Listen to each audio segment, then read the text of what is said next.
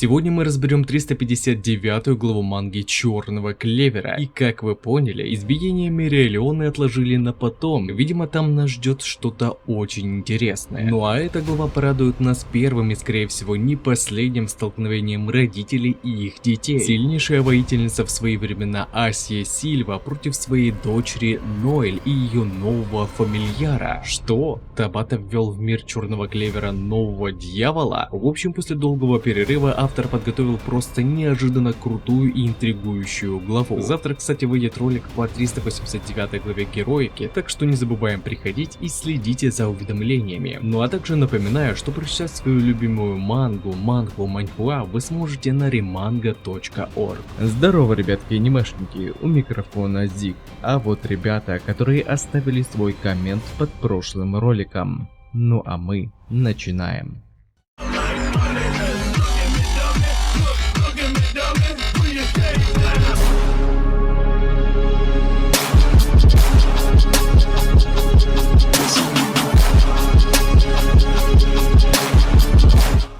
Итак, на связи 359 глава манги Черного Клевера. Переводил ее сами, так как я не профессионал, а любитель, могут быть ошибки. Прочесть ее сможете по ссылке в описании, как только я закончу ее обработку. Так что я надеюсь на вашу поддержку за такой скорый выпуск глав.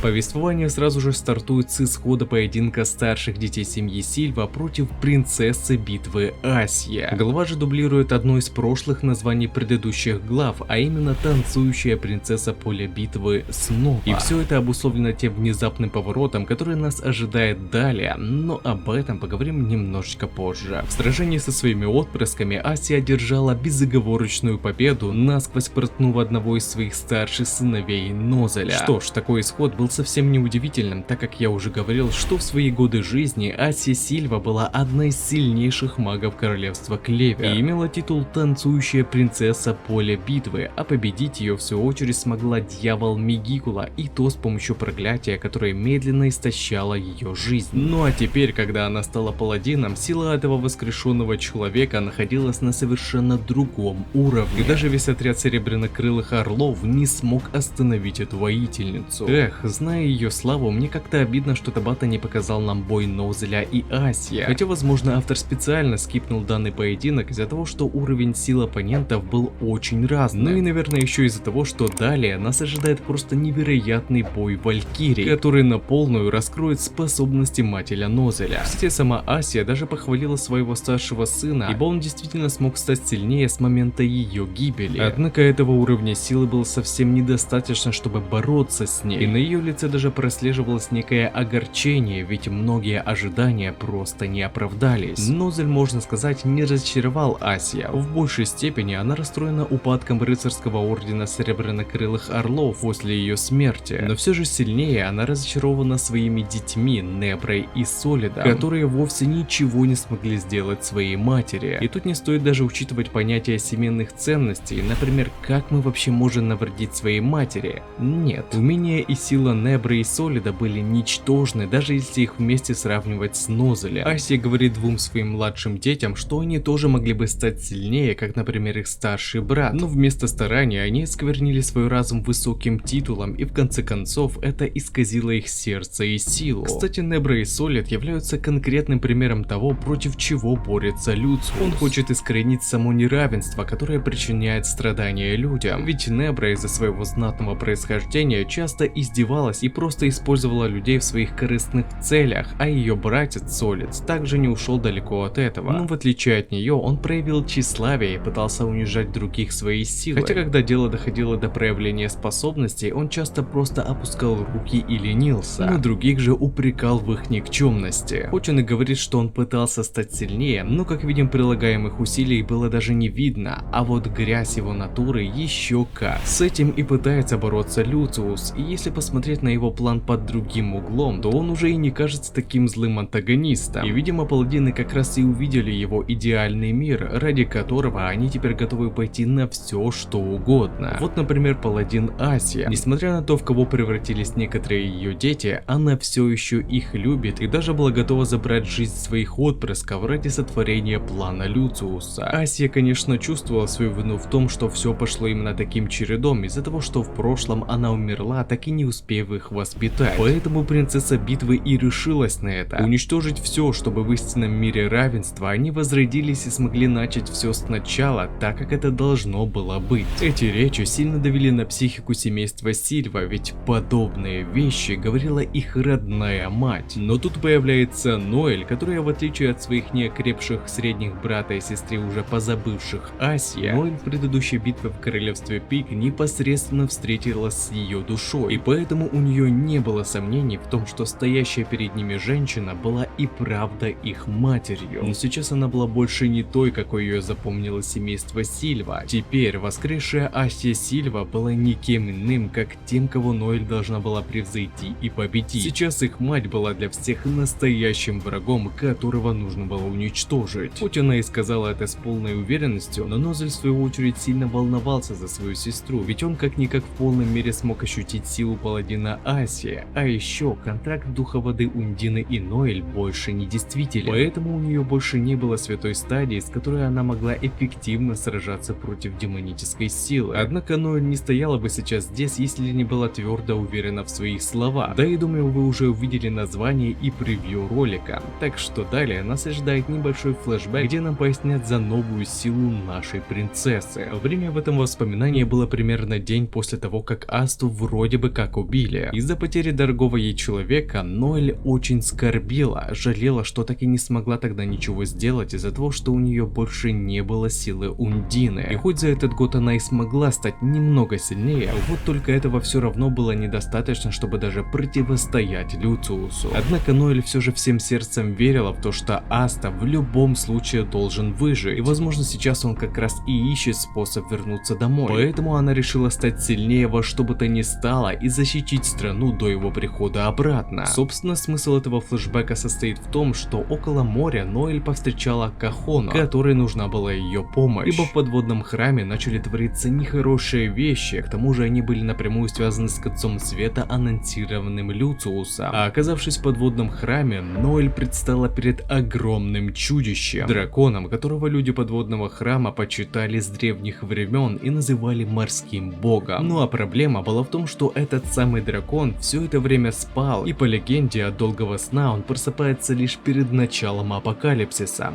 И сейчас как раз настало то время. Но как только начинается конец света, морской дракон впадает в буйство и будет крушить все, что станет у него на пути. А для того, чтобы это предотвратить, ему нужно было заключить контракт с сильным магом воды, который сумеет ассимилировать его магию, подобную силе стихийного духа. И Ноэль, как никто другой, лучше всего подходила на эту роль. У нее уже был опыт погружения духа аж до святой стадии, и поэтому ассимиляция с магическим существом больше не являлась для нее чем-то невозможным. Боже, я все еще не перестаю удивляться скрытым намеком Табаты. Ведь еще в первой дуге посещения подводного храма Ноэль создала заклинание Рев морского дракона, а тамошние обыватели подумали, что это пробудился морской бог. Да и все заклинания этой принцессы содержат в себе те или иные отсылки. Уже упомянутый Рев морского дракона, колыбель морского дракона и логово морского дракона. Вы понимаете? Нас с самого начала готовили к тому, что предназначена Ноэль в предстоящем сюжете. Она была создана для того, чтобы заключить контракт с морским богом. Как же я люблю Табату за такие тонкие намеки, раскрывающиеся в последующих главах. Заключив контракт с драконом и войдя в ассимиляцию, Ноэль произносит его имя — Левиафан. И тут я вообще выпал, ведь Левиафан, по преданиям демонологии, обозначается как демон алчности и является одним из высокопоставленных дьяволов ада наряду с Люцифера и Вельзевулом в иерархии Серафима. Но в Черном Клевере автор сделал его морским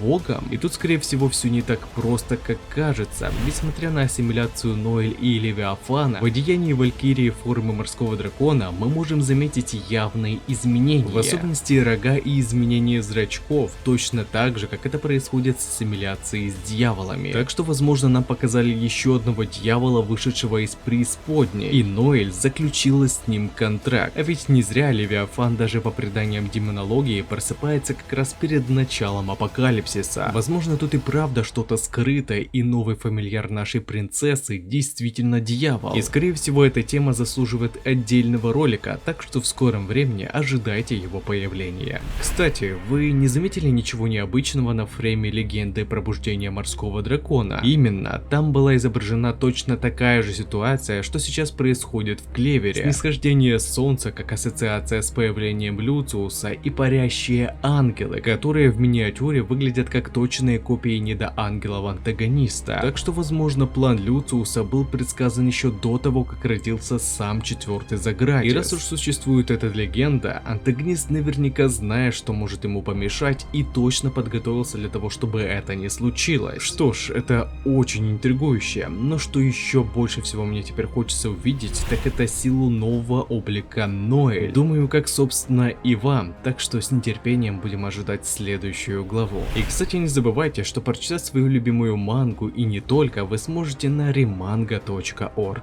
А на этом ролик подходит к концу. Пишите свои мысли по поводу этого ролика, выскажите свое мнение, что вам понравилось, а что не понравилось, и несколько комментариев попадут в следующие ролики. Если тебе понравился ролик, тогда лайк и подписка для меня будет лучшей благодарностью, а также не забываем про колокольчик, ведь в последнее время не всем приходят уведомления. Всем спасибо за ваш просмотр, мирного неба вам над головой и всем пока-пока.